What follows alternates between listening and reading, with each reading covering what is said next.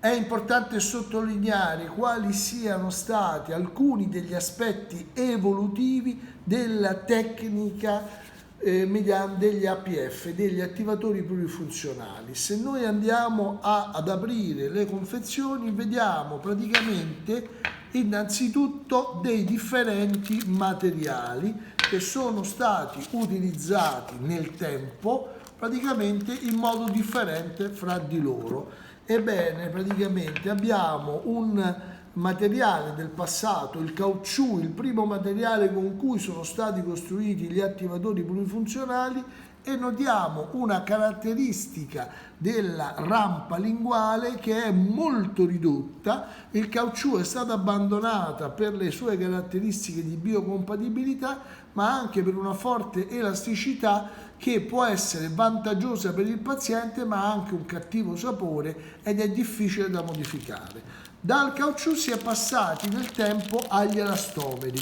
un materiale molto più rigido, pensando che la rigidità del materiale dovesse avere un'azione più coercitiva, più ortodontica sugli elementi dentali. E quello che noi visualizziamo, e lo vediamo bene, una rampa linguale molto simile a quella praticamente iniziale nel caucciù. Nell'evoluzione però del tempo si è passati dal caucciù all'elastomero e si è arrivati allo staminalene, quindi un cambiamento di materiale, un materiale che è flessibile quasi quanto il caucciù, ma che ha una certa rigidità, quindi ha una memoria elastica, quindi molto importante come gli elastomeri, senza avere la rigidità degli elastomeri. Quindi è stata aumentata l'elasticità, mantenendo però una forte memoria che il caucciù può perdere nel tempo e si può modificare sotto azione meccanica. Troppo rigido l'elastomero, ideale invece lo staminalene che non si consuma in bocca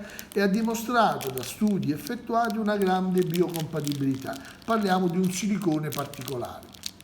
Bene, ma quello che mi preme sottolineare è la notevole differenza della rampa linguale che noi notiamo fra i due dispositivi. Quello che è aumentato in maniera sostanziale è proprio la rampa linguale. La rampa linguale rappresenta oggi sicuramente uno degli elementi, forse l'elemento più importante nella gestione di nella funzione di un attivatore plurifunzionale, quella di alzare la lingua verso il palato facendogli raggiungere la sua postura ideale e da quella postura svolgere in modo ideale la funzione. Una funzione molto importante della lingua è quella del reset deglutitorio, che svolge una funzione fondamentale nell'attivazione delle catene tonico-posturali.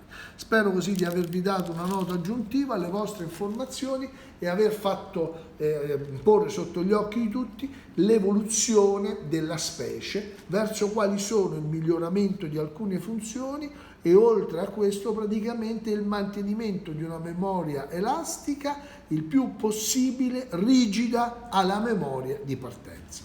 Grazie.